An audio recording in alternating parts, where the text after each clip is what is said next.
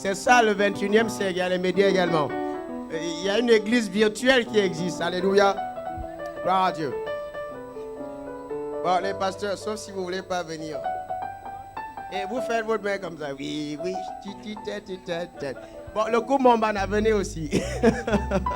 Vous n'allez pas échapper. Le nouveau marié, là, venez aussi. Venez, vous deux. Le couple moqué. Bon, toi, tu n'es pas dedans, tu nous filmes juste. Et tu filmes bien. Vidéo, bien sûr. Donc, tu sais comment faire start, c'est tout ça. Ok. Bon, on fait, viens. Viens. Comme tu viens du Gabon, comme ça, les Gabonais vont être sûrs que tu as bien voyagé. C'est le grand frère du pasteur Elvis. Hein. Acclamez le Seigneur.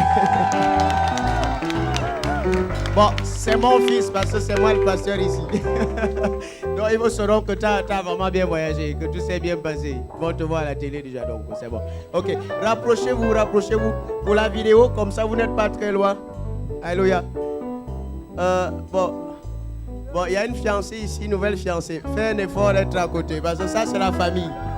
Alléluia. Voilà.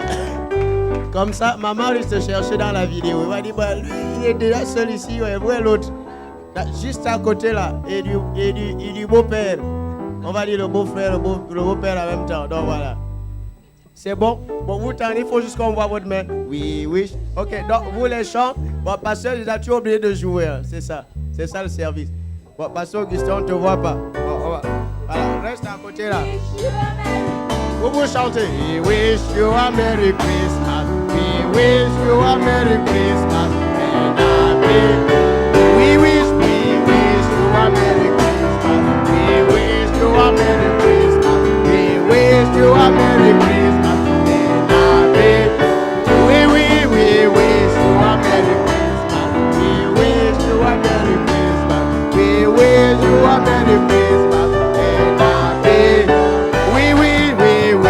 A Merry Christmas. We wish you a Merry Christmas. We wish you a Merry Christmas and happy. Une dernière fois, we wish you a Merry Christmas. We wish you a Merry Christmas. We wish you a Merry Christmas and happy New Year. Joyeux Noël. Que Dieu vous bénisse. Alléluia. Gloire à Dieu. Merci pour vous asseoir dans sa présence. Gloire. Gloire au Seigneur. Alléluia. Mais c'est ça le 21e siècle. Bon, la religion n'aime pas ça, donc. Merci les chants, pasteur, on est là. Les porteurs de réveil, sous vos acclamations, s'il vous plaît, pour leur service. Gloire à Dieu. Vous pouvez vous asseoir, merci. J'essaie de boire du thé là pour ma gorge.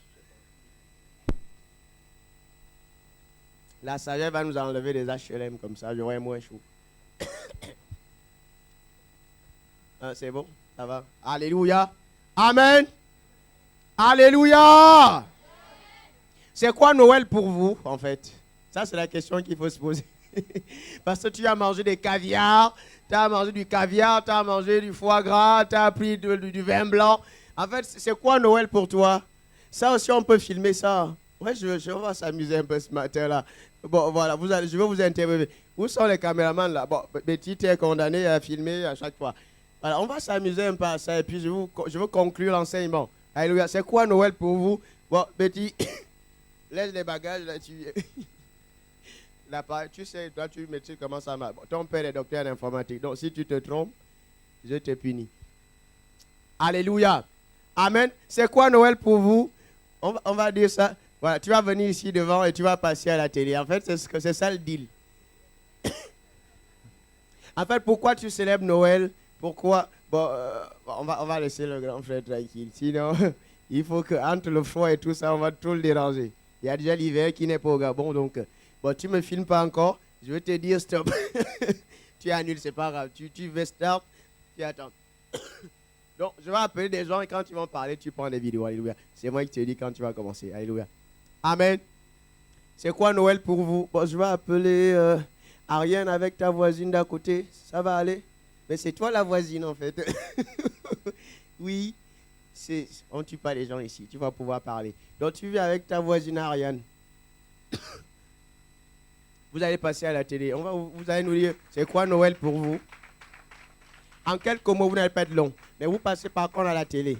C'est tout simplement ça. C'est juste ça. Vous êtes célèbre. Parce que vous avez le nom de Jésus. C'est le plus grand nom, le plus beau nom. Donc voilà. Donc vous allez venir ici. Ça vous dérange? Vous voulez passer avec la librairie, la bibliothèque. Ok, vous allez simplement rester là. Vous deux. Quelqu'un acclame le Seigneur pour les encourager? Gloire à Dieu. Vous voyez, il y a des pros. Hein, c'est le matin, parce qu'ils sont trop froids ceux du matin. Donc je ne suis pas inspiré. Non, c'est pas vrai. Je les aime aussi, hein, ceux du matin. Ceux du premier service. Voilà, donc maman, tu vas maintenant filmer. Bon, le multimédia, vous avez un département, vous faites comme vous sentez. Là, c'est pour mon iPad, je me débrouille à ma façon. Alléluia. Donc, c'est quoi Noël pour toi, Ariane? Bonjour à tous. Moi, je dirais que Noël, c'est la naissance du Christ, sauveur du monde. Amen. Et notre voisine, comment tu t'appelles? Angelina. Pourquoi tu célèbres Noël? Pourquoi tu en fêtes en période de Noël? Maman, c'est la naissance de Jésus. Oui. Ben, moi, je viens d'arriver dans votre église. Hein, je peux pas. Donc, il faut que j'enseigne avant. Et puis, tu vas nous dire plus. C'est sage quand même. Voilà. Le peu que je sais, je le dis. Je ne veux pas dire des mauvaises choses. Je dis exactement ce que je sais. Et puis, je suis court. Alléluia. Quelqu'un acclame le Seigneur. Merci pour votre disponibilité, votre flexibilité. Je vais également inviter d'autres personnes. Alléluia. Peut-être, bon, on va laisser les chantres un peu se reposer. C'est un département qui travaille énormément.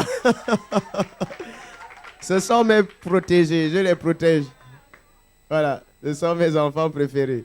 Alléluia. Qui va venir ici? Voilà. Monsieur Ona, oui. Bien. Tu parles bien là. Tu vas nous faire les korachakaba. Tu vas nous faire du... Voilà. Voilà. Donc, acclamons le Seigneur. Attends. C'est mon fils. Hein. Vous devez acclamer à tout prix. En quelques mots. Parfait. C'est quoi Noël pour toi? Pourquoi tu en fais en période de Noël, le 25, le 24, la nuit surtout?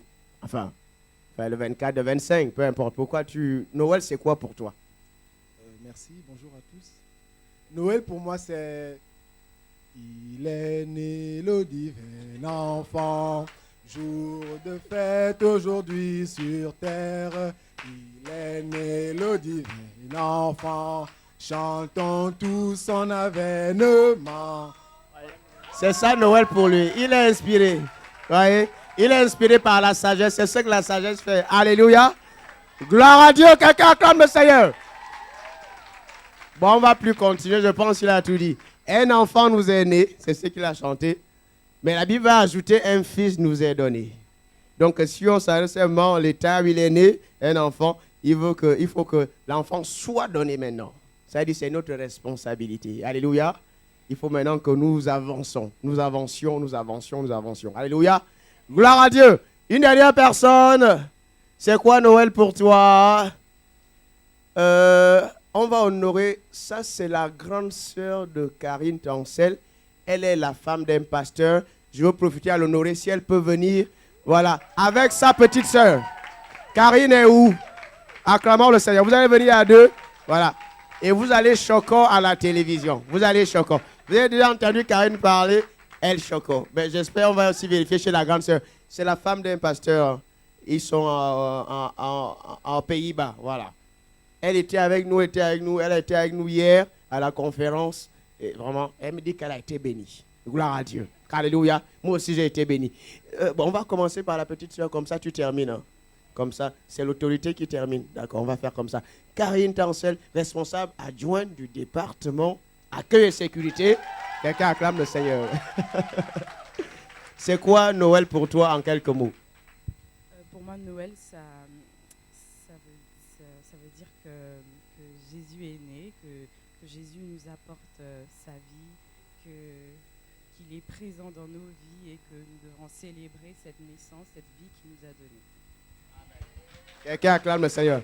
Bon, on va terminer par le pasteur. C'est quoi Noël pour toi? Là, toi, tu n'as pas pu célébrer dans l'église aux Pays-Bas là-bas. Ça, c'est le mari qui est resté avec. Voilà, tu es venu un peu célébrer en famille. C'est bien aussi. Ça fait du bien. C'est aussi ça, Noël, c'est la famille, parce que Jésus est venu. Bon, je ne veux pas vous donner les réponses. Dieu a semé son fils pour créer une famille. Bon, là, vous prenez plus ça. Ça, c'est ma réponse. Voilà, elle va terminer. Bonjour tout le monde. En fait, pour moi, Noël, c'est la plus grande expression d'amour. C'est l'amour d'un père pour ses enfants. Et le Seigneur, Dieu ne pouvait pas nous laisser à continuer à souffrir comme ça. Il ne pouvait pas laisser que son image soit détruite par une créature comme le diable. Alors il nous a tellement aimés qu'il a envoyé son Fils afin que quiconque croit en lui ne périsse pas et ait la vie éternelle. Voilà, Noël, c'est l'expression d'amour. Amen. C'est l'amour qui a l'honneur. Merci pour votre disponibilité, pasteur.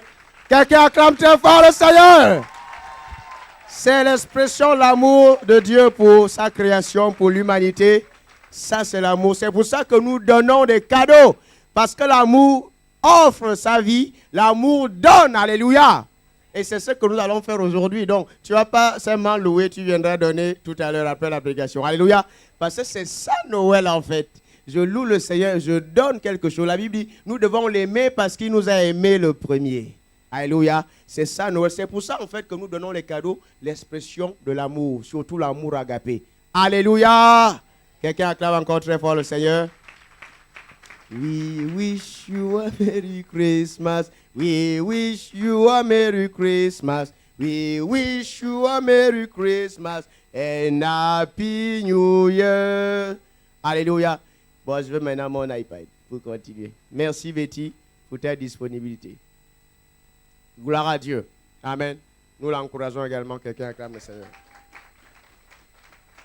Alléluia. Voilà, vous verrez ça ce soir sur Internet. C'est ça le 21e siècle, l'Église. Voilà, on a besoin de se positionner dans les médias. Vous savez, quelqu'un est venu à l'Église aussi au travers de Facebook. Hein. C'est comme ça. Il y en a qui chantent l'Église dans la place. Et j'ai parlé avec l'apôtre il y a une semaine. Il disait, tiens, moi on va faire le réveillon à Paris pour les personnes qui sont seules. Parfois, il y en a qui sont seuls, qui n'ont peut-être pas de famille. Et voilà, aussi, même par Internet, ils peuvent communier avec nous. Quand nous sommes en train de louer, ils auront l'impression qu'ils sont entourés quand nous chantons Merry Christmas. Alléluia. Amen. Hier, nous avons passé effectivement des bons moments. Je ne veux pas être très long comme le dimanche dernier. Je ne sais pas, c'est peut-être parce que ce sont les derniers dimanches de l'année. Donc, j'essaye de vous garder, de vous pomper la parole de Dieu. Et hier, nous avons vu notre conférence sur, c'était quoi encore, Finance Consulting. Et là, le thème, c'était la business s'approche dans notre destinée. Et ça, c'est extrêmement important. On ne pourrait pas faire mieux quand nous parlons de la sagesse. Nous parlons de la sagesse, on ne peut pas faire mieux. La business s'approche dans notre destinée. Parce qu'en tant que chrétien, on a peut-être dit, bon, on a la foi, on bannit les calculs. En tant que chrétien, on a le Saint-Esprit, on bannit peut-être les bilans. On bannit ce genre de choses, mais ce n'est pas la réalité. Alléluia. Et nous avons vu un certain nombre de choses. Hier, on a vraiment partagé la parole de Dieu ensemble. Et c'était vraiment bien. Et voilà. Moi, j'ai été béni. J'ai été béni et j'ai demandé à ceux qui étaient là de faire passer le message, d'enseigner à ceux qui n'étaient pas là. C'est ça l'Église. Si tu es là, tu as reçu, tu donnes aux autres. Alléluia. C'est ça aussi Noël. Tu ne gardes pas pour toi, tu donnes aussi à ton voisin. Alléluia. Vous avez passé des bonnes fêtes? Nous, on a passé des fêtes vraiment en couple et tout ça. Et nos filles ici, ils ont venu prendre nos enfants. Ils ont pris Christelle, ils ont pris Barcheba et les nouveaux fiancés là. Et parfait. Bon, ils sont fiancés, voilà. Ben, mathématiquement, c'est un couple quand même. Mathématiquement parlant, n'est-ce pas? Et ils sont venus prendre les enfants, ben, on était en amoureux. Mon épouse m'a amené manger des caviar, des trucs comme ça. J'ai l'impression que j'allais exploser. Voilà, mais ça nous a rappelé un peu quand on était seulement à deux. Ben, je ne veux pas être égoïste, mais parfois, on a un peu viré les enfants, on a dit on restait un peu à deux. Mais ça change, ça nous faisait quand même du bien. Parce qu'avec les enfants, toi ne fais pas ci, toi viens par ici. C'est l'énergie. Hein? Et c'est même l'onction qui part aussi avec tout ça. Et vraiment, on a quand même passé du bon temps. Mais bon, en tant que leader, on est toujours en train de méditer, même si on est ensemble, on est toujours avec le Saint-Esprit en train de méditer, en train de voir qu'est-ce qu'on pourra faire l'année prochaine, ainsi de suite, ainsi de suite. Et c'est formidable. Vraiment, merci. Barchemin est parfait. Et voilà. Et puis bon. Après, ils sont vite fait rentrer. Hein. Bon, l'atmosphère a changé à la maison. L'équipe était maintenant au complet dès vendredi soir. Mais bon, c'est ça. Et c'est comme ça avec les enfants. Parfois, quand ils sont là, bon, vous voulez un peu... Bon, enfin, c'est pas que vous vous plaignez. Bon, voilà, qu'ils se bougent un peu. Après, quand ils sont pas là, ça fait un jour, 2 jours, 3 jours, ils commencent à vous manquer aussi. Donc voilà, comme quoi, ils sont quand même sur une partie de vous-même. Et c'est ça avec Dieu aussi. Nous sommes une partie de Dieu. Dieu se complète en nous. Alléluia. Donc Noël, c'est vraiment une opportunité que Dieu nous donne pour méditer sur le Messie qui est venu sur la terre pour nous sauver.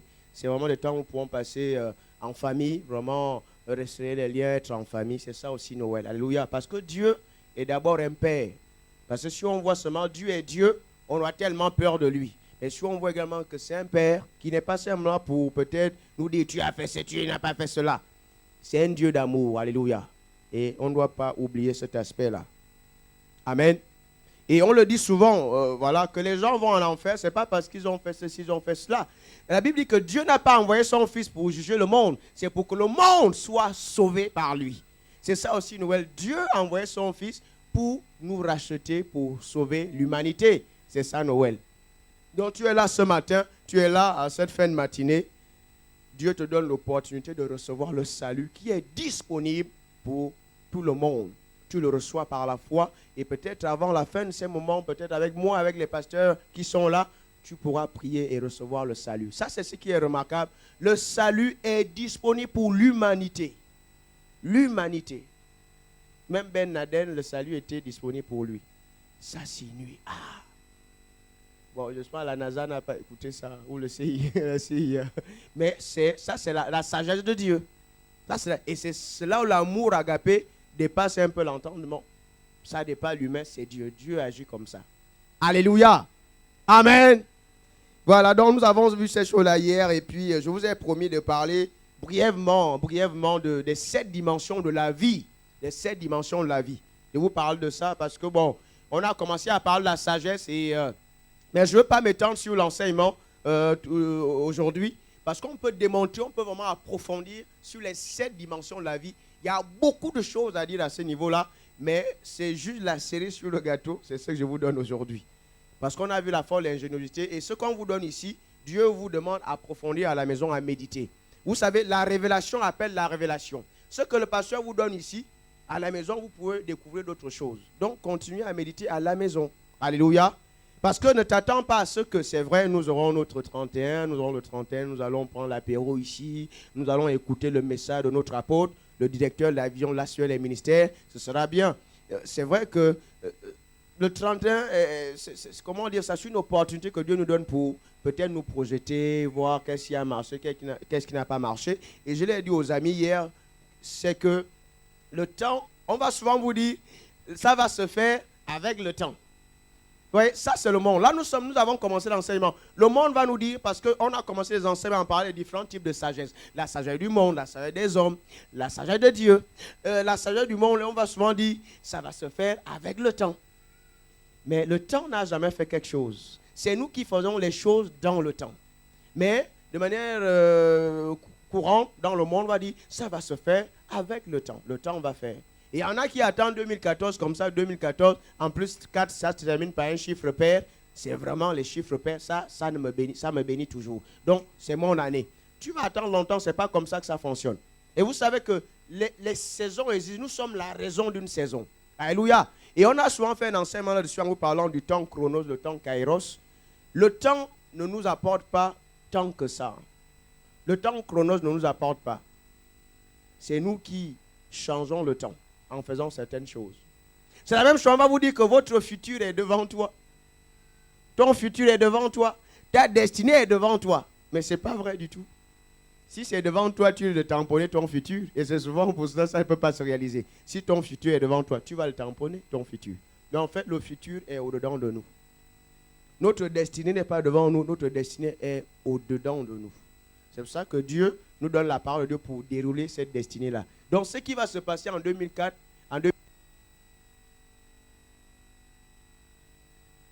que toi, tu vas faire durant cette année-là, qui va constituer une saison. Si tu prends certaines décisions, tu fais certaines choses, l'année sera une année qu'on va appeler une saison pour toi. On peut appeler ça une saison de bénédiction. On peut appeler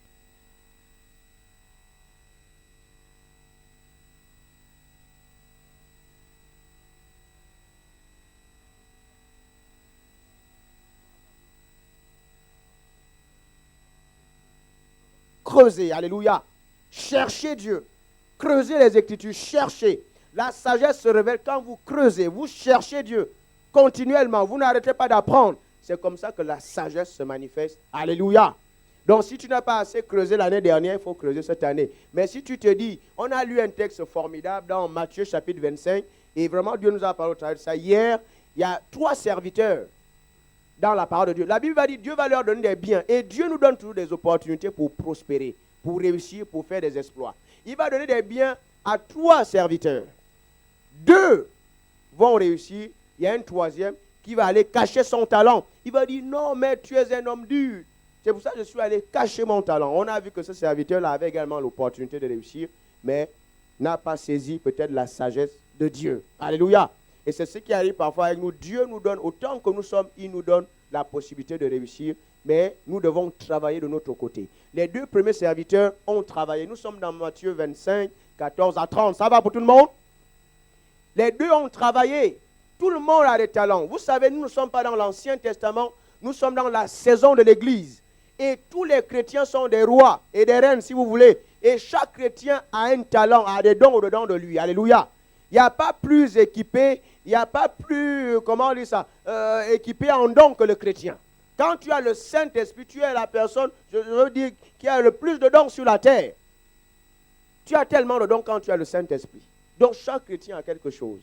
Mais c'est à toi de booster ces choses-là, c'est à toi d'activer ces choses-là avec la parole de Dieu. Et je vous le dis, nous sommes en fin d'année. Il y en a qui pensent que la parole de Dieu est seulement pour les pasteurs. C'est une grande erreur. La parole de Dieu est la nourriture de notre esprit. C'est-à-dire notre esprit est appelé à se développer, à vivre, à réagir, à agir. Donc si nous ne nourrissons pas notre esprit de la parole de Dieu, notre esprit ne va pas fonctionner correctement. C'est ce qui fait que Dieu nous voit comme des personnes riches. Dans le cœur de Dieu, dans sa pensée, nous sommes tous riches parce qu'il a logé dans nos esprits des ingrédients de richesse. Alléluia. Mais en tant que chrétiens, c'est à nous d'activer ces choses-là par la parole de Dieu, par la communion avec le Saint-Esprit, par le parler en d'autres langues, par la prière de manière générale. Ça va pour tout le monde. Ça, c'est ce qu'il faut comprendre. C'est comme, on va dire souvent, ventre affamé n'a point d'oreille. Ça, c'est sur le plan biologique. Ça veut dire, si j'ai fait un moment, je ne vais pas être concentré sur ce qui se dit. Mais sur le plan spirituel, vous savez, les vérités sont parallèles. Parallélisme dans la vérité. Donc, quand je ne nourris pas mon esprit, j'aurai du mal à entendre le Saint-Esprit. Il aura même du mal à me rappeler la parole de Dieu parce que Jésus va le dire. Le Saint-Esprit va vous rappeler ce que je vous ai dit. Ça, c'est le ministère du Saint-Esprit. Vous vous rappelez, l'apôtre nous avait dit ça un dimanche, il était ici. Il a dit, le Saint-Esprit vous donne ce que vous lui avez donné en amont. C'est ça son ministère. Ça dit, si vous ne prenez pas la Bible pour méditer, il aura du mal à vous donner quelque chose. Parce que son ministère, ce n'est pas de vous prendre la Bible, vous dire, lis A, lis B. Non. Il dit, tu as la volonté, tu prends la Bible, Saint-Esprit, tu es le souverain enseignant, enseigne-moi. Là, il commence à t'enseigner. Et quand tu as la parole dans ton esprit, selon les situations, il va prendre certaines paroles et te révéler ça. Ça, c'est ça son ministère. C'est ce qui fait que les ingrédients sont dans notre esprit. Si nous n'étudions pas, le Saint-Esprit sera là, comme lié, il ne peut pas nous montrer grand-chose. Vous voyez ça? Et c'est ce qui fait que l'année 2013 a été peut-être un peu pour toi, un peu comme ça. Mais cette année, si tu prends la parole de Dieu. Et je vous l'ai dit, nous sommes en train de conclure sur le thème. C'est vrai, je vais vous survoler vite fait les 7 dimensions de la vie. Je vais vous en parler très brièvement. Alléluia. Mais c'est important qu'on conclue avec la parole de Dieu. Tout ce qu'on doit faire doit être basé dans la parole de Dieu. Alléluia. Amen. La parole de Dieu, la parole de Dieu, la parole de Dieu, la parole de Dieu. Bien, on va avancer, sinon on risque d'être invité. Amen, les 7 dimensions. Vous voulez entendre ça? Il est déjà 13h quasiment, donc on va survoler. Amen. Et je vous donne ça, ce n'est pas pour le fun, c'est juste pour vous montrer un peu. Vous savez, quand vous avez des informations, une information appelle une autre information. Et je vous présente ça parce que c'est vraiment intéressant de voir comment la vie est en fait. 7 dimensions, c'est important. Bon, on vous a souvent parlé du 7e ciel, ça n'existe pas. Le 7e ciel n'existe pas. Donc il y a des choses que vous avez écoutées un peu couramment, ça n'existe pas. Il y a 3 ciels. Le ciel atmosphérique. Quand vous êtes dans l'avion, bon, toi tu es dans l'avion, que moi je suis au sol, tu vois l'avion, après tu vois dans les nuages. J'ai l'impression que l'avion va toucher le soleil. Il est déjà dans les nuages, là-bas, loin, non.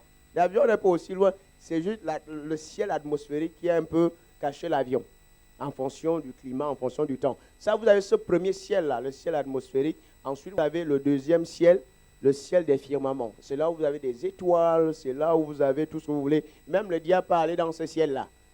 Ils vont à la lune, ils vont dans les machins, ça crée tout ce que vous voulez. Il peut aller là. Mais le troisième ciel, ça, c'est là où Dieu réside. Ça, c'est le ciel où il y a Dieu. Lisez votre Bible, vous allez voir ça. Alléluia. Mais il n'y a pas de 4e ciel, il n'y a pas de 5e ciel. On ne met pas 3 pour mettre, ou 4 ou 5. Ce n'est pas comme ça, ce n'est pas un jeu de hasard. il y a des vérités. C'est Dieu qui a créé. Quand il y en a 3, c'est 3. S'il dit c'est 4, s'il dit c'est 2, c'est 2. Mais on va vous dire, le 7e ciel, ça n'existe pas. C'est un mirage. Alléluia. Cette dimension, pour conclure, je ne veux vraiment pas m'appesantir là-dessus, c'est juste pour conclure notre enseignement sur la sagesse. Et quand on parle de la sagesse de Dieu, on parle de la vie. Alléluia. Donc, vous avez la première dimension. C'est quoi la première dimension? La première dimension s'appelle la longueur. Ça va pour tout le monde? La première dimension s'appelle la longueur. Ensuite, la deuxième dimension s'appelle, je prends ensuite la largeur. Et quand je prends la longueur et la largeur, ça me fait un plan. Vous avez 2 dimensions. Un plan, ça fait 2 dimensions. Et si j'ajoute une hauteur, ça me donne quoi? Ça me donne 3D. Ça me donne la 3e dimension. Et c'est ça l'espace. Alléluia. Et ce qui est important à comprendre dans ces 3D-là, c'est qu'il y a une certaine vérité dans les 3D. Il y a une certaine lumière dans les 3D. C'est pour ça que quand Jésus arrive, il va dire, je suis la véritable lumière. S'il le dit, ça veut dire qu'il y a d'autres lumières. Et je vous le dis souvent, dans les 3D, vous avez la lumière des guirlandes. Les guirlandes sont en 3D. Vous êtes d'accord avec moi ou pas? Il y a la lumière des guirlandes. Il y a les lumières des prêt-à-porter. Lumière. Il y a la lumière des 2F. On est toujours en 3D. Ça va pour tout le monde. Et dans les 3D, nous parlons un certain langage. Nous voyons des choses d'une certaine façon. Il y a une réalité dans l'espace, dans les 3D. Alléluia. Mais la vie ne s'arrête pas là. C'est pour ça que Dieu va dire, nous ne marchons pas par la vue, nous marchons par la foi.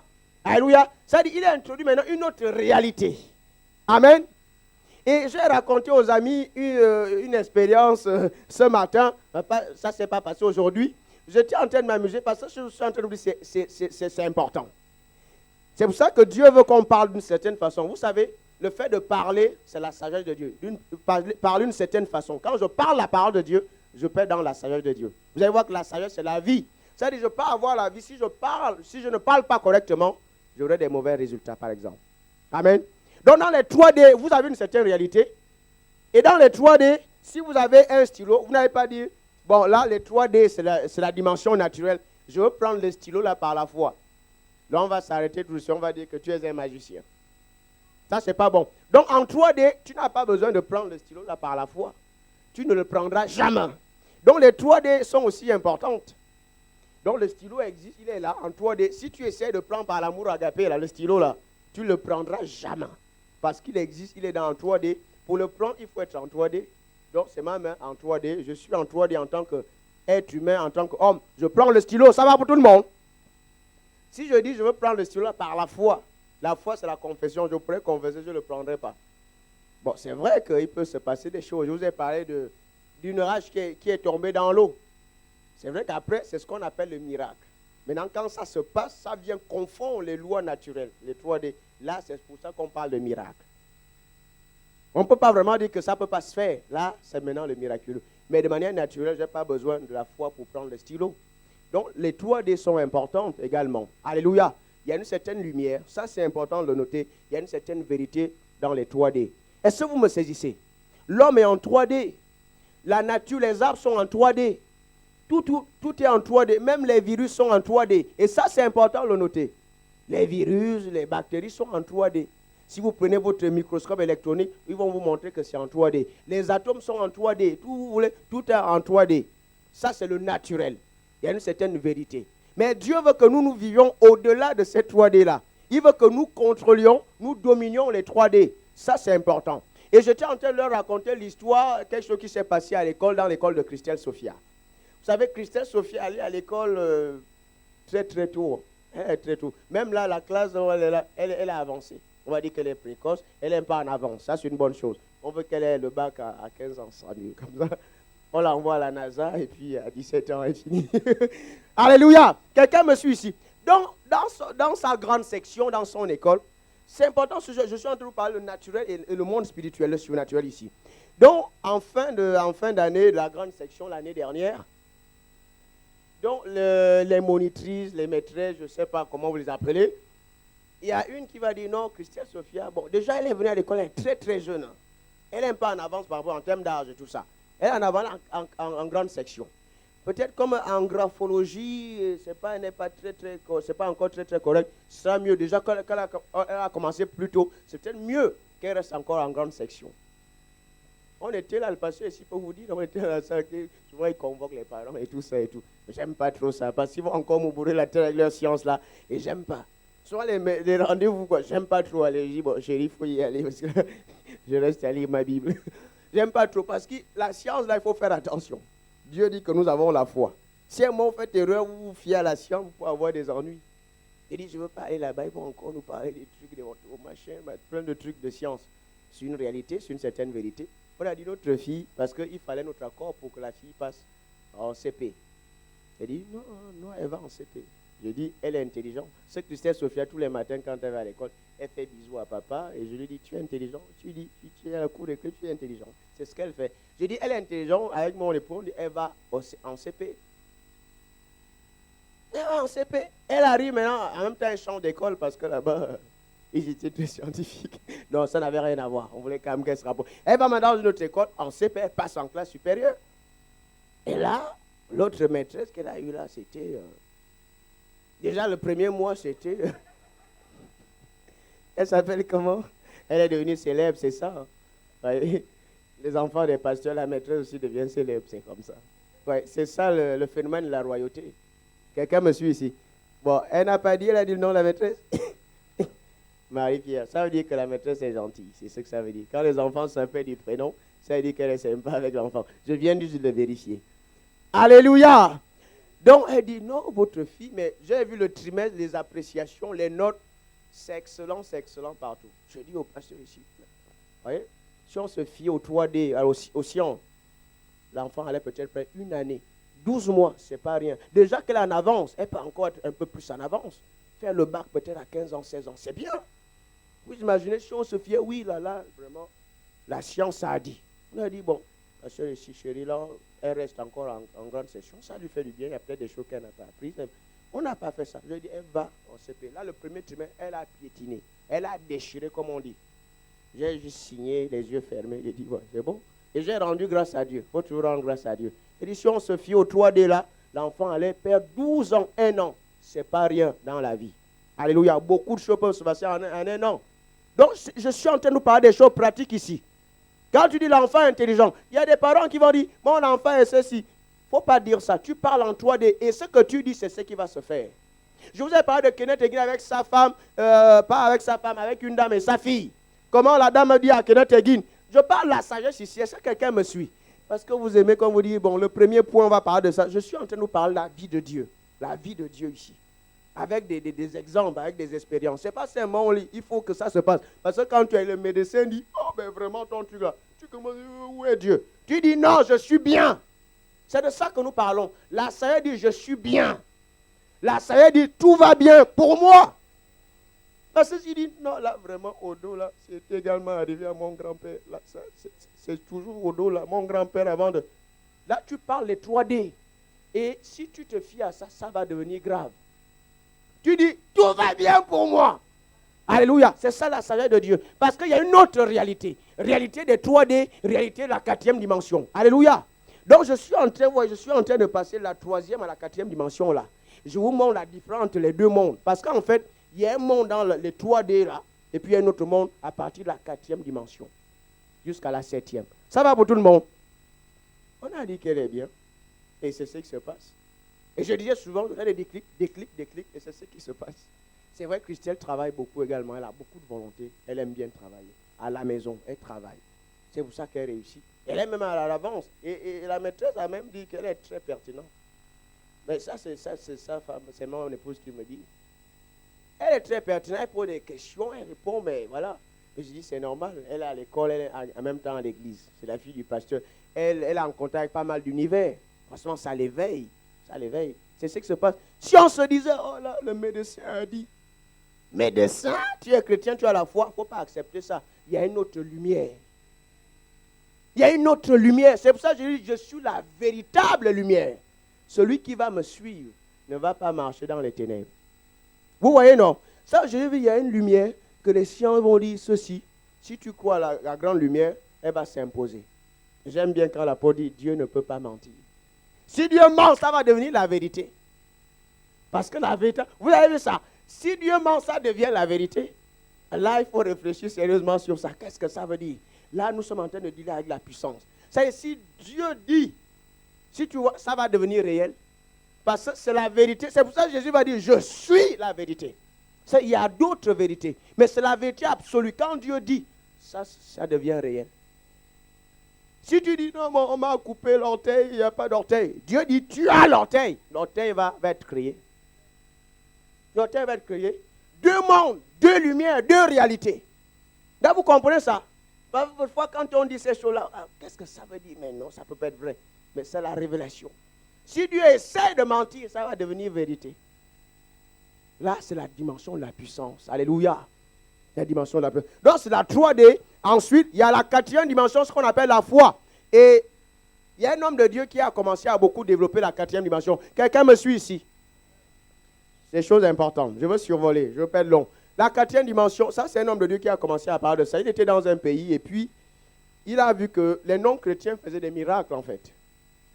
Il dit, moi, bon, je fais des miracles, eux aussi font des miracles. Comment je veux vraiment prêcher l'évangile? Ça va être compliqué. Si on me dit, bon, je peux aller chez Bouddha, je peux aussi aller, eux aussi font des miracles. Il était embêté. Dieu lui a dit, en fait, dans la 4e dimension, beaucoup de choses peuvent se passer. La 4e dimension, c'est le monde des esprits de manière générale.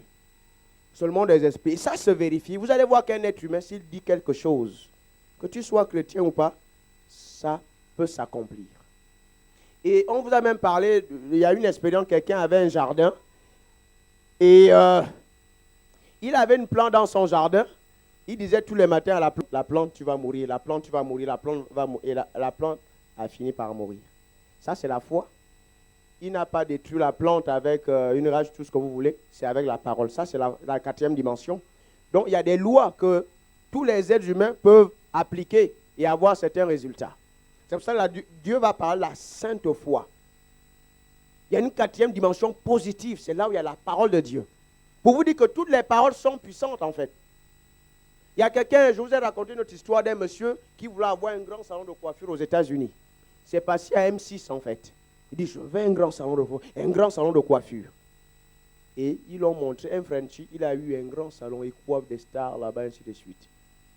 Comment vous expliquer ça? Il croyait, il avait une conviction, ce n'était pas un chrétien. Donc, tous les êtres spirituels peuvent opérer dans la 4e dimension. Le principe de la foi là. Mais les chrétiens ont la sainte foi. Cette foi-là qui est supérieure, qui est rattachée à Dieu, à la parole de Dieu. Alléluia. C'est ce qui fait que même ces gars-là, les esprits, tout ce que vous voulez, ils peuvent dire des choses. Ils peuvent essayer de vous contrer. Quand tu te lèves dans la foi de Dieu, tu es supérieur. C'est-à-dire, s'ils soulèvent le verre dans la 4e dimension, tu dis au nom de Jésus, le verre va tomber. Tu contres avec la foi positive, la foi de Dieu.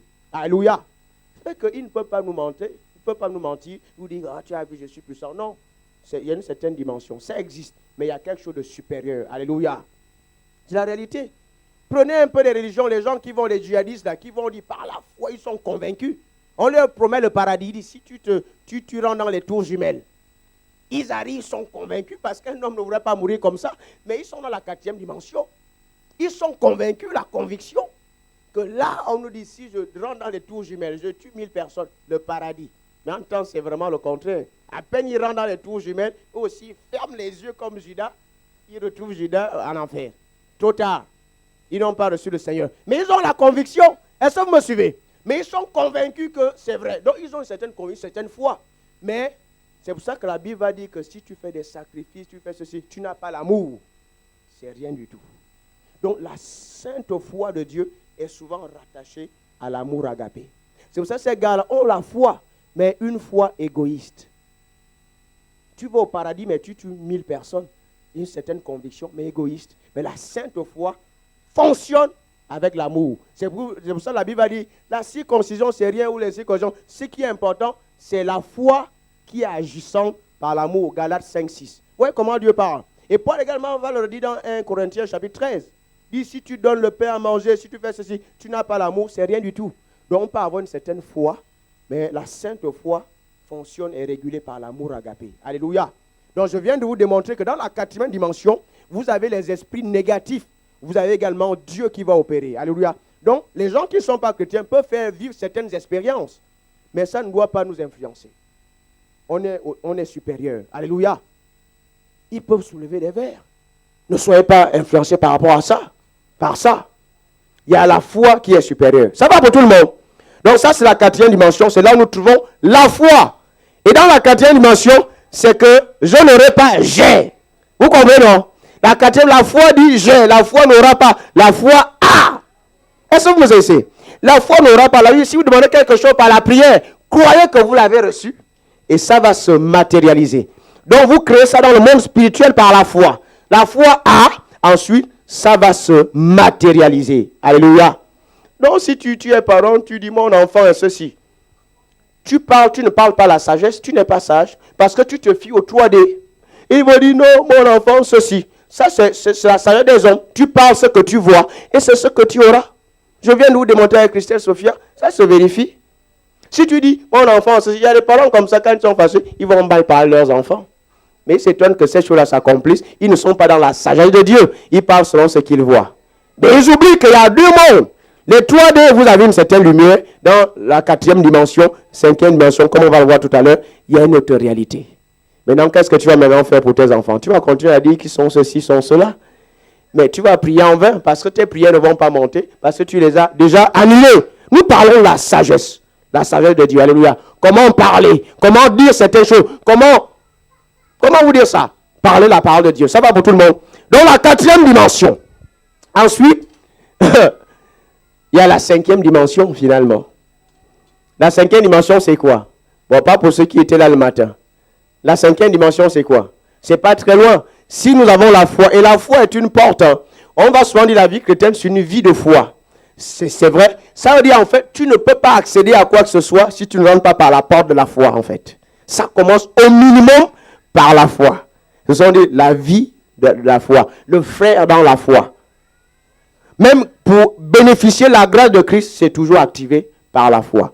Donc la foi est la grande porte pour vivre le surnaturel avec Dieu. Alléluia.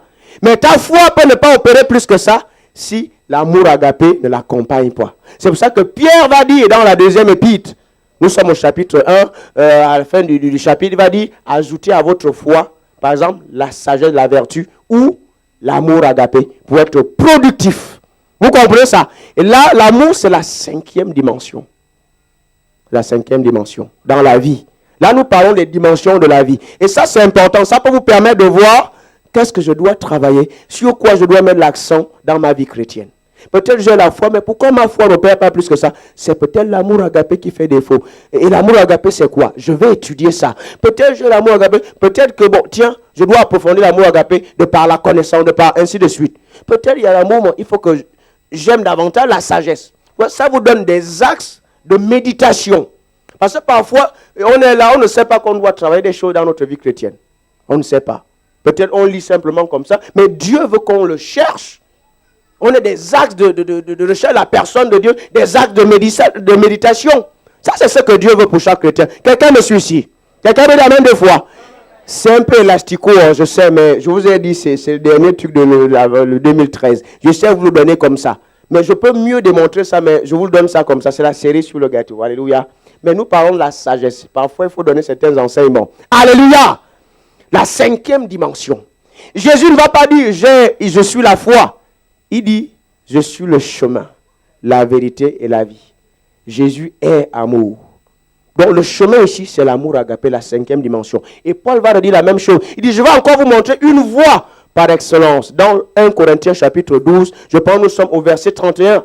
Il parle de l'amour agapé. Il a parlé des dons spirituels. Il dit, je vais encore vous montrer une voie par excellence. C'est l'amour agapé. Et c'est ce que Jésus va dire. Il dit, je suis la voie, je suis le chemin, la vérité et la vie. Alléluia. Donc l'amour agapé, c'est la cinquième dimension. Alléluia.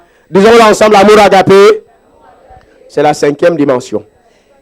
Bon, c'est vrai que quand on parle de dimensions, il y a une dimension qui est supérieure à une autre. Ce n'est pas d'abord ça. Ce n'est pas une affaire d'une dimension. C'est par rapport à ce que tu veux faire. Je viens de vous montrer avec le stylo. En 3D, je prends le stylo. Je n'ai pas besoin de la foi. Ça dépend de qu'est-ce que je veux faire. Ce n'est pas tant, ceci est supérieur. Mais c'est vrai quand même que l'amour est supérieur à la foi. Il faut quand même le dire. Donc nous avons la cinquième dimension avec l'amour agapé. Et Jean va dire, celui qui aime Dieu, celui qui aime a connu Dieu. Ça nous introduit dans la sixième dimension. Donc l'amour est le véritable filtre dans le milieu, dans la saison de l'église. C'est le véritable filtre. Vraiment connaître Dieu, c'est l'amour agapé. Connaître Dieu, connaître les réalités, la richesse, tout ce que vous voulez, c'est l'amour agapé. Ça, c'est le véritable filtre. Parce que moi, tu peux opérer une certaine foi et ne pas avoir les résultats de Dieu. Mais connaître Dieu véritable, parce que la foi, c'est la porte pour connaître Dieu. L'amour agapé, alléluia. Donc, connaître Dieu, c'est l'amour agapé. Et Jean va dire, quand tu aimes, tu as connu Dieu. Celui qui n'aime pas, il n'a pas vu Dieu. Voir Dieu, c'est quoi? C'est la vérité, c'est la réalité. Alléluia. C'est pour ça que je dis, je suis le chemin, l'amour, la vérité ensuite. Alléluia. Maintenant, ensuite, nous avons une autre dimension qu'on appelle la vie. Ça, c'est la 7e dimension. Vous comprenez quelque chose?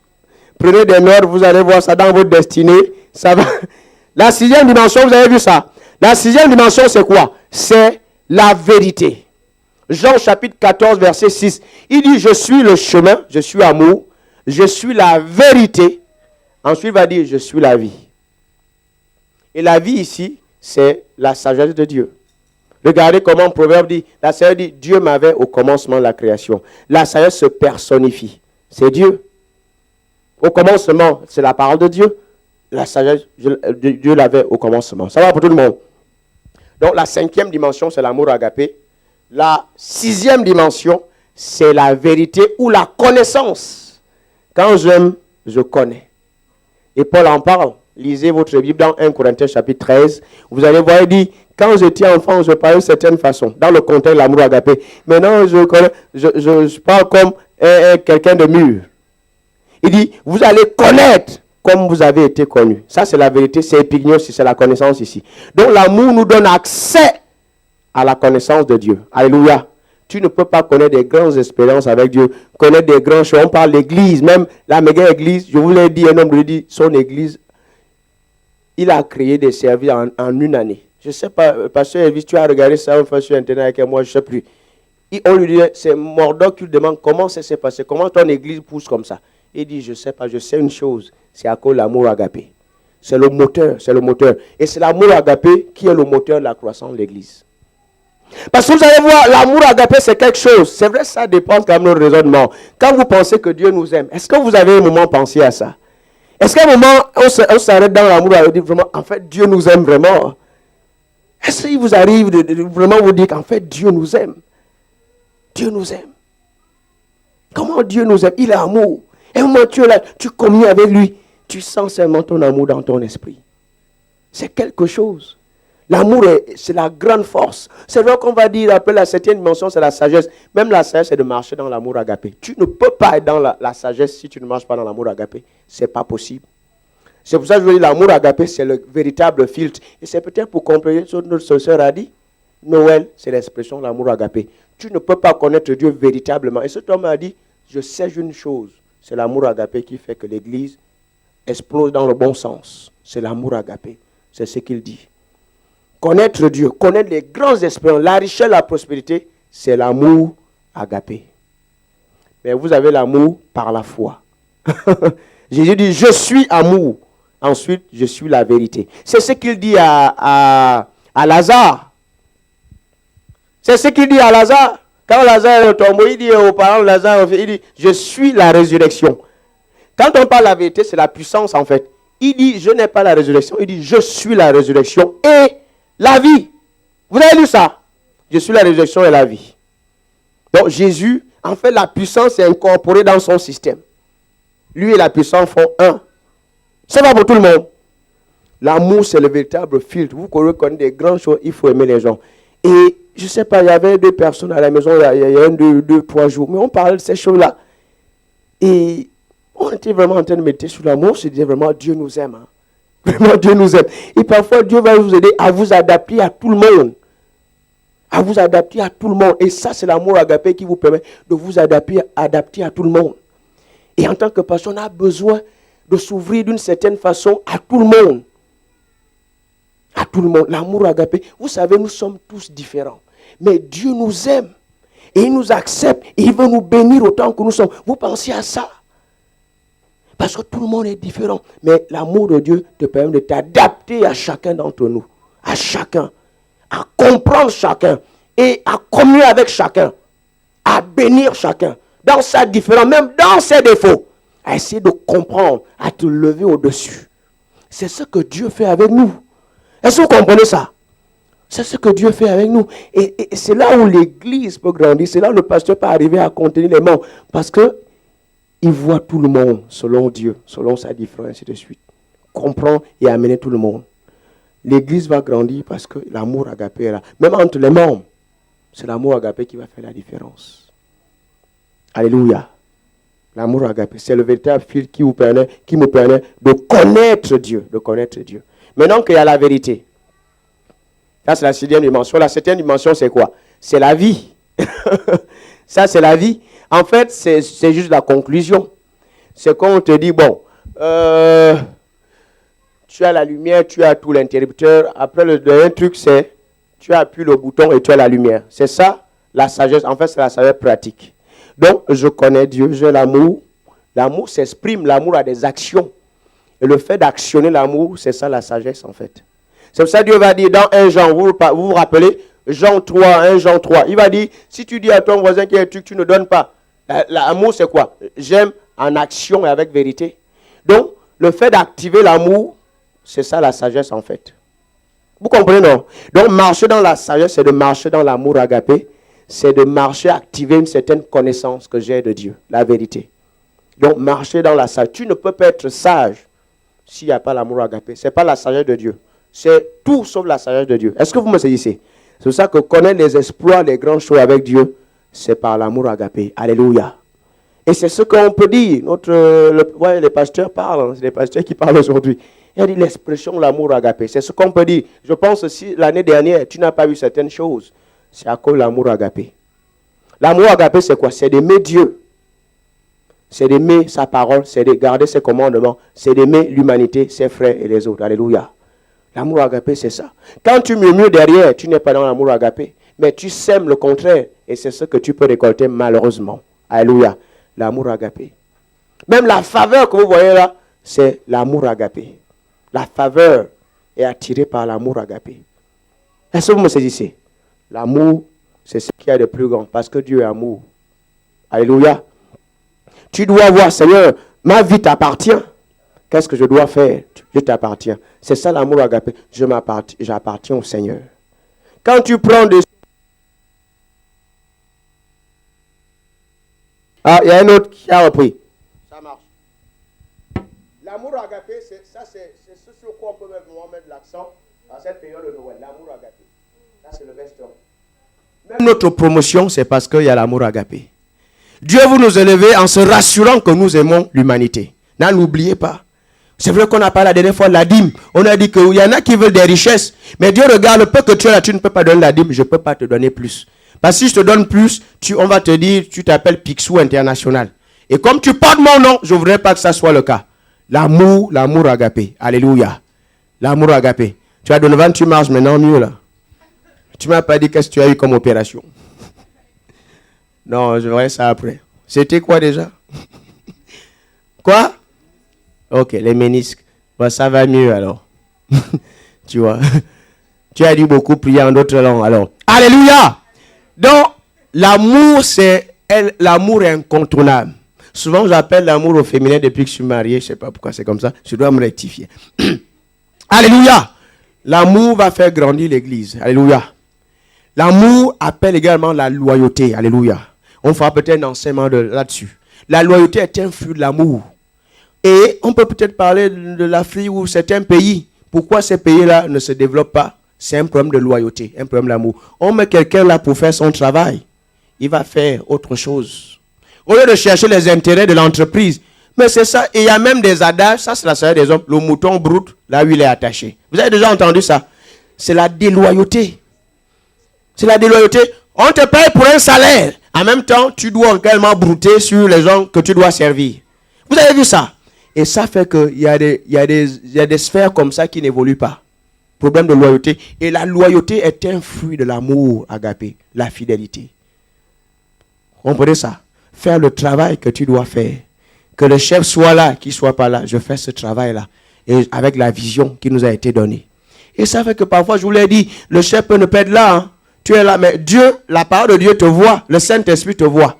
Et tu te tournes, Dieu ne met pas la conviction dans le cœur de ton responsable pour t'élever. Il n'était pas là, mais le Saint-Esprit est là, il te voit. Derrière le mur, lui, il te voit. Et c'est lui qui va parler à l'homme de Dieu. La Bible dit quoi? Le cœur du roi est comme un filet d'eau entre les mains de l'Éternel. Il incline là où il veut. Il peut dire, telle personne, il faut qu'il passe à ceci. C'est l'Éternel qui fait ça. Peut-être vous dites, moi je travaille, le patron il est parti en voyage. Je veux faire ceci à ma façon. Le Saint-Esprit te voit. Et tu vas voir, ça va te rattraper, tout simplement. Un problème de loyauté. Ça, c'est l'un des facteurs de sous-développement. Par exemple, en Afrique. Oui, je suis africain, je peux en parler. Et je suis pasteur. Et un pasteur est plus qu'un président. Notre autorité est plus grande. Oui, parce qu'un président, je peux dire, bon là, tu passes par les eaux du baptême maintenant. C'est pas vrai ou pas? Ben voilà. Donc, nous avons une plus grande autorité. C'est pour ça que l'Église est la plus grande institution. Nous avons reçu la plus grande autorité sur la terre en termes d'institution. Ne l'oubliez pas. Peut-être vous voyez parce que nous sommes dans une salle qui est un peu modeste, un peu ceci. C'est pour ça que vous pensez que nous sommes juste un peuple quelconque. Nous sommes un peuple spécial. Alléluia. Notre Père est le roi des rois. La Bible dit que Jésus est le prince des rois de la terre. Quelqu'un me suit ici? Donc normalement quand on vient ici, on doit trouver les pasteurs, les chaises avec de l'or un peu... Oui. Et le bâtiment, c'est un bâtiment, waouh, quand les gens arrivent simplement. Tu n'as pas besoin même de faire l'appel, seulement le bâtiment. Non, j'accepte votre Dieu là. C'est ça l'église. C'est ce que Dieu dit. Il dit la gloire de la seconde maison sera plus grande que la gloire de la première maison. C'est vrai qu'on a détourné ce verset biblique là. Tu arrives, tu fais un truc là, c'est la gloire de la première maison. Tu fais maintenant un autre truc, la gloire de la seconde maison sera plus grande que la gloire de la première maison. Et tu arrives là, bon, la gloire de la seconde maison sera plus grande que la gloire de la première maison. C'est pas de ça que Dieu parle. Le contexte est clair. Agé prophétise sur l'église. Et dans ce verset, nous sommes Agé chapitre 2, verset 6, 7, 8, 9, vous lisez tranquillement à la maison. Il parle de l'église. Il dit la gloire que Salomon a expérimentée là, c'est peu de choses. Même à son époque, l'argent n'avait pas la même valeur qu'aujourd'hui. Là, on est dans les yens, les euros, les dollars. C'est plus grand. Donc, en fait, il parle de la saison de l'église. La gloire de l'église est plus grande que ce que Salomon a expérimenté. Donc, si Salomon a eu l'or, nous devons avoir l'or comme pas possible. De manière inouïe. C'est de ça que Dieu parle.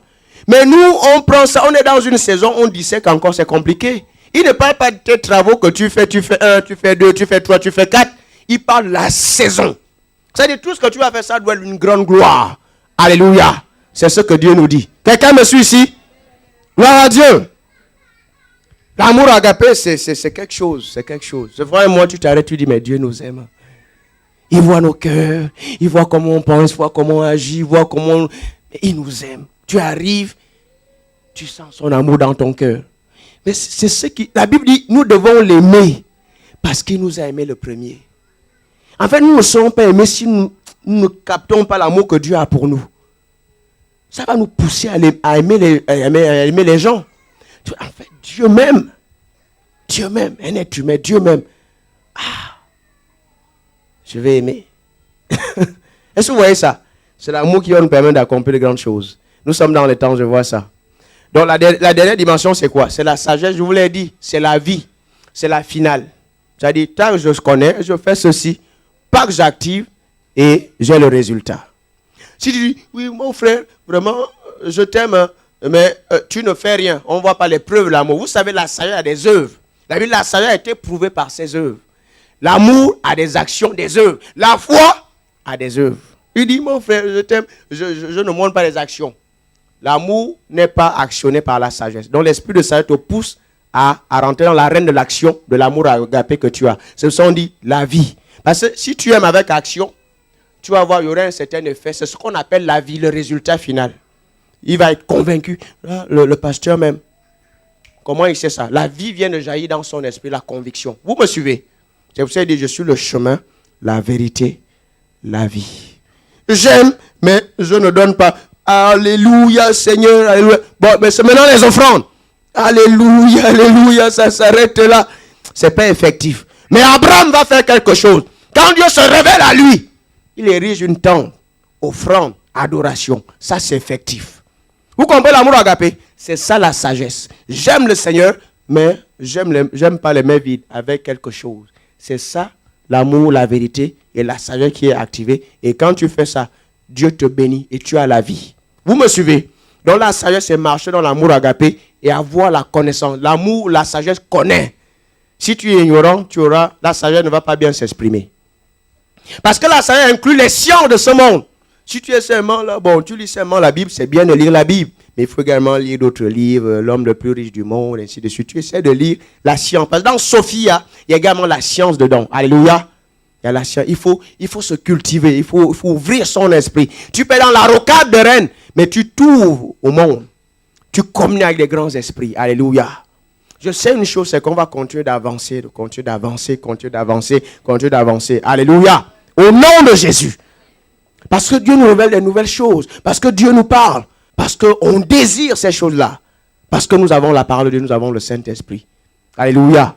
Mais n'oubliez pas, c'est l'amour. C'est le mot-clé dans tout ce que nous venons de dire. C'est aimer ton voisin. De toute façon, quand tu aimes, tu vas avoir ça dans ton cœur. Tu sais quand tu aimes. Quand tu n'aimes pas, tu as également le témoignage négatif du Saint-Esprit. Mais tu ne peux pas dire, celui qui sème l'amour, moissonnera l'amour. Vous savez, quand vous marchez l'amour, vos entreprises ne peuvent pas être détruites. Jamais. Peu importe. Tu n'as pas besoin de ça. Dieu dit, marche dans l'amour. Marche seulement dans l'amour. Quels que soient les souterrains de ceci, de souterrains, de tout ce que tu veux, choisis de marcher dans l'amour agapé. L'amour ne périt jamais. Et tu vas voir le monde dans une certaine dimension. C'est les gens peuvent... Quand tu es dans l'amour, tu vois tout le monde, tu vois tout. Tu vois le monde selon la dimension de Dieu. Alléluia. C'est ce que David a dit. Il va dresser une table, machin, et tu vas manger. Et tu rends grâce à Dieu. On doit choisir de marcher dans l'amour. L'église va continuer de grandir. C'est vrai, des petits gnognottes de machin, nanana. Il faut arrêter ça. Il faut arrêter ça. Il y en a qui ils sont à l'église peut-être depuis longtemps. Là, je commence à tacler maintenant. C'est le côté un peu coréen, côté bâton maintenant de l'amour agapé. Il y en a qui sont dans le mystère depuis. Vous devez peut-être passer à un autre cadre. Qu'est-ce que tu faisais depuis là? Non, c'est la faute du monde est méchant. Le monde a toujours été méchant. Ce n'est pas seulement avec toi. Dieu dit, tu as la sagesse, tu as la foi, tu as l'amour. Si tu es actif, ça, rien ne peut te stopper. Vous voyez, non? Donc, ce n'est pas la faute de quelqu'un, ce n'est pas la faute du monde, ce n'est pas la faute même d'une autorité. C'est ta faute. Fais quelque chose. Alléluia. Il y en a qui peuvent déjà être à un certain niveau. Mais si tu es tout dans les gnognottes, c'est ce qui t'intéresse. Il y en a qui ont des appels, ils choisissent de faire le journalisme. Mais c'est là où tu auras la promotion. Mais c'est une réalité. Ils peuvent voir l'église, c'est un endroit où il y a du monde. Bon, moi, mon ministère, c'est le journalisme. Mais tu vas voir que tu vas passer du temps dans ce truc-là. Tu vas passer du temps à faire ça. Et tu vois, la promotion n'arrive pas. Ce n'est pas que le pasteur ne veut pas. Ce n'est pas que l'apôtre ne veut pas. Ce n'est pas que le collège des pasteurs ne veut pas. Mais on ne sent rien dans notre cœur. Parce que c'est le Saint-Esprit qui distribue ces choses-là. Parce qu'il sait que toi, en fait, tu as décidé de faire du journalisme. Arrêtez ça. On n'est pas nombreux ici pour que tu commences à faire tes talents de journaliste ici. On n'est pas là pour ça. On est là pour sauver du monde. On va quelque part. Je vous le dis. Tu n'es pas dans la sagesse. Tu ne peux pas t'attendre à grand chose. Les problèmes sont des problèmes de sagesse. Oui, ici, il y a du monde. Moi aussi, viens. Parce que là, je veux commencer à faire mon journalisme. Tu n'es pas là pour ça. On ne gagne pas les gens pour que tu fasses ton journaliste. Ce n'est pas pour ça. Si tu fais ça, c'est ce que tu auras malheureusement. Dieu t'a sauvé, oui, mais le reste, tu dois payer le prix, tu dois faire certaines choses. Alléluia. Et ça fait que tu n'as pas le goût de la parole de Dieu. Tu n'as pas le goût de la lecture. Tu ne peux pas faire ces deux choses en même temps. Tu fais ceci et tu médites la parole de Dieu. La parole de Dieu n'aura pas de goût dans ton esprit parce que tu es dans d'autres œuvres. Alléluia. Mais la parole de Dieu est sucrée. Alléluia. Dis, la parole de Dieu est sucrée. Et c'est la parole de Dieu qui nous élève en fait. Voilà. Donc tu attends 2014. Puis on attend tous que l'apôtre prophétise sur nous et puis on tombe tous sous l'onction. Et puis quand je me relève, je suis déjà milliardaire. Il peut libérer une parole prophétique, tu l'as saisie. Mais Dieu va te dire, il faut rentrer dans l'intercession prophétique pour que cette parole se réalise. Alléluia. C'est toi qui vas changer 2014. Ce n'est pas 2014 qui va te changer. Le temps n'a jamais changé quelqu'un. Mais on change dans le temps. On ne change pas avec le temps. C'est différent. Quelqu'un me suit ici. Là, je parle de la sagesse de Dieu. On change dans le temps. On fait des choses dans le temps.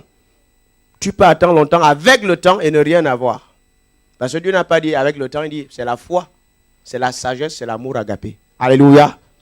Voilà, nous pouvons gagner plus d'âmes, nous pouvons faire beaucoup d'autres choses. Mais il y a des enseignements qu'on va donner par rapport à la méga église. On va peut-être parler de la loyauté la prochaine fois. Donc la 7e dimension, c'est la dimension de la sagesse. Activer la connaissance, activer l'amour agapé. C'est pour ça que je vous ai donné ces 7 dimensions-là pour que chacun essaye de faire un bilan. Vous savez, dans le milieu chrétien, les gens ne font plus des bilans. Ils ont peur de faire des bilans. Je préfère faire le bilan qui est négatif. Au moins, je suis juste avec moi-même et je vois qu'est-ce que je dois travailler. Mais vous allez voir, parfois dans le milieu chrétien, les gens ne veulent pas faire le bilan. Ils fuient le bilan. Mais Dieu dit dans Matthieu 25, le maître est revenu. Il a appelé les 3 serviteurs. En fait, les 5 talents que je t'ai donnés, qu'est-ce que tu en as fait? Maître, j'ai multiplié ça par 2. J'en ai 10 maintenant. L'autre dit, j'en avais 3 ou 2. Ça a doublé. La grâce multipliée. C'est ce qu'on a chanté tout à l'heure. En fait, c'est ce que Dieu dit. L'onction s'est multipliée. Le maître dit, est-ce que ça s'est multiplié? Oui, je te donne plus. Il y en a qui n'ont pas de finances parce qu'ils n'arrivent pas à multiplier leurs finances. À la fin de ce Matthieu 25, là, je sens que je suis en train de vous pomper là. Sont les servis ne se ressemblent pas. J'ouvre ma bouche et il me remplit, c'est tout. Alléluia! Il dit à la fin, ceux-là qui ont eu des résultats, on donne encore. Celui qui allait cacher son talent, on dit, toi, tu ne travailles pas, tu es paresseux. Et c'est ce que Jésus dit à ce 3e serviteur. Il dit, méchant, tu n'as pas la sagesse, tu n'as pas l'amour agapé, tu n'embrasses pas les principes du royaume, tu es méchant, c'est pour ça qu'il dit méchant. Paresseux, tu ne travailles pas. Prenez le peu qu'il a, donnez ça à ceux-là qui ont porté du fruit. Parfois les gens s'étonnent, une église qui grandit va toujours grandir. Parce que vous savez, l'homme va toujours regarder, pourquoi il y a des gens là? Pourquoi il y en a moins là? S'ils sont beaucoup plus là, il y a quelque chose ici. Je prends mes bagages, je viens ici. L'homme est comme ça. C'est pour ça qu'une église qui grandit va toujours continuer à grandir. Et souvent, ce qui se passe autour, c'est pour ça qu'il peut y avoir des persécutions. Bon, on est en famille, ne prenez pas ça mal. Il y a un ministre qui avait dit ça. Les gens disent que oui, j'ai pris les âmes des gens et tout ça. Avec possession, on se regarde. C'est vrai, c'est un homme de Dieu, je ne veux pas citer son nom, il disait ça. Parce qu'une église qui grandit va souvent grandir. Parfois, les gens qui sont, je ne sais pas où, ils disent non, s'il y a trop de monde là, je pense qu'il y a quelque chose là. Moi aussi, je viens là. C'est souvent ce qui se passe. Et c'est un principe, c'est une loi du royaume. C'est une réalité. Celui qui a, Dieu va encore donner. Parce que la personne qui a travaillé dans ce sens. Et Dieu dit, ça un serviteur fidèle. Je vais encore ajouter. C'est valable pour l'argent. Le contexte ici est un contexte de l'argent. Celui qui fait fructifier son argent, Dieu va encore ajouter. Celui qui donne la dîme fait ses choses, Dieu va encore ajouter. Mais celui qui ne fait pas fructifier, il sera toujours parfois pauvre. C'est pour ça que vous voyez, les pauvres, parfois ils restent toujours pauvres. Et les riches continuent à s'enrichir. Quelqu'un a dit, durant cette période de la crise économique aux États-Unis, tout ce que vous voulez, il y a eu peut-être près d'encore 500 milliardaires. 500 personnes sont devenues milliardaires dans ce contexte de la crise. Ça, il y a toujours des opportunités pour pouvoir être béni, prospérer, réussir, s'enrichir. Malgré la crise dont on nous parle dans le monde. 500 milliardaires. Comment vous expliquez ça? Ça va pour tout le monde. Donc Dieu va toujours donner à celui qui a plus. Alléluia. Et c'est sur les principes. Vous savez, moi, on peut me prendre l'argent aujourd'hui. J'en aurai toujours. Parce que tant que tu ne me prends pas les principes, ça va toujours se multiplier. Et il y a un milliardaire comme ça aux États-Unis. Il était milliardaire. Il a perdu sa richesse. Je ne sais pas comment. Mais en quelques années, il est devenu milliardaire. Quelque temps, il est devenu milliardaire. Pourquoi? Il avait les clés de ça. Les gens ont vu les avoir. Avoir, oui, avoir. Mais ce n'est pas d'abord une affaire d'avoir. C'est une affaire d'abord d'être. Des principes qui créent l'avoir. Il est revenu milliardaire. C'est ce qui est important. Et l'avoir, l'être ici, c'est l'amour agapé. Ce sont les principes. Alléluia. En tant que chrétien, vous n'êtes pas seulement là, vous venez à l'église, vous écoutez le pasteur. Dieu a, comment on dit ça, a conçu des plans sur votre vie. C'est comme on dit souvent régulièrement, je mise sur toi. Dieu mise sur toi. Il y a des plans sur toi. Parce qu'il a mis des choses dans ton esprit. Il y a des appels, il y a des destinées, il y a des talents. Et tu dois le servir dans ce sens. C'est ça la différence entre la loi et l'église. Chaque chrétien a quelque chose. Dis, j'ai quelque chose. Nous sommes tous appelés. Dis, je suis appelé. D'une manière spéciale. D'une manière spécifique. Je médite la parole de Dieu. Je communique avec le Saint-Esprit. Pour faire éclore mon appel. Pour découvrir mon domaine. Je suis un leader. Je suis né pour leader, pour régner dans un domaine bien spécifique. Le truc, c'est que le monde comprend ça. L'autre arrive, il dit leader price. Un leader des prix, des petits prix. Vous n'avez pas vu ça? Oui, il a compris que moi, je suis né. C'est le monde. Hein? Moi, je suis né pour faire les petits prix. Leader Price. L'autre dit, non, bon, comme lui, c'est Leader Price, moi aussi, mon appel n'est pas très loin. Moi, je veux couper, je veux m'appeler Lidl. Lui aussi, les petits prix. Mais allez vérifier. Mais ils ont compris chacun à son domaine. Si c'est dit Leader Price 2, il a dit, non, c'est pas bon. Parce qu'on n'est pas pareil vraiment. Peut-être ça se ressemble, mais c'est pas pareil. Moi, c'est Lidl. Le monde comprend ça. Mais c'est valable avec tous les chrétiens. Tu as un appel. Même si vous êtes tous les deux chante. Toi, tu vas chanter en ténor. Toi, tu vas seulement chanter en soprano. C'est pas pareil. Bon, Michael, tu me corriges sinon. Et toi, tu vas chanter en alto, quelque chose comme ça. Les thèmes de voix différents. Il y en a qui vont être transportés quand l'alto va chanter, par exemple. Un type de personne. Chante-nous pas des choses pratiques ici. On est tous chantes. Tu n'es pas chante comme tout le monde. Tu es un chant spécial. C'est ce qu'il faut comprendre. Et il n'y a pas de petits talents, petits dons avec Dieu. Il n'y en a pas. Il n'y a que des grands talents. Si tu prends ce petit talent, tu le développes, il deviendra grand.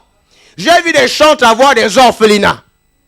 Si tu intéressé les orphelinats, même jusqu'à avoir des télévisions, c'est possible. Il n'y a pas de petit talent avec Dieu. Et on pense que tout le monde doit prêcher l'évangile. Je prends ma Bible et je prends l'évangile. Tu peux être un grand styliste. Et on veut s'habiller dans ta maison, faire des trucs. Commence à remuer ton esprit. Et Dieu dit, tu vas peut-être être un grand, je ne sais pas, un grand restaurateur. Et avoir des chaînes dans ce sens. Fais ça. Et tu gagnes le pognon, tu gagnes l'argent. Et tu bénis l'église. Et le royaume avance. Toi, ça va être la prière. Tout le temps, il faut que tu pries. Tu dois prier. Quand l'église ne décrète pas un jeûne, toi, tu décrètes un jeûne. Dans le secret. C'est ta vie. C'est ton onction. C'est ça ta passion. C'est ça ton désir. Et les gens vont t'élever. On va dire, on ne sait pas comment on vient t'élever, mais on sent qu'il y a quelque chose. Parce que Dieu, lui, te voit dans le secret. Parce qu'il y en a, ils aiment bien quand on les voit, machin. C'est pas ça. Dieu est partout. Tu peux faire les plus devant les gens et tout ça. Parfois, c'est rien du tout. On ne t'élève pas. Mais tu as quelqu'un qui est objectif, qui a compris son appel. Il est dans le secret. Mais Dieu va venir mettre le projecteur et dire, cette personne, je ne sais pas pourquoi, elle est spéciale, je l'élève. Parce que Dieu est partout. Alléluia. Il faut cerner son domaine avec la parole de Dieu. C'est ça le sens de la vie. C'est tout ça le sens de la vie.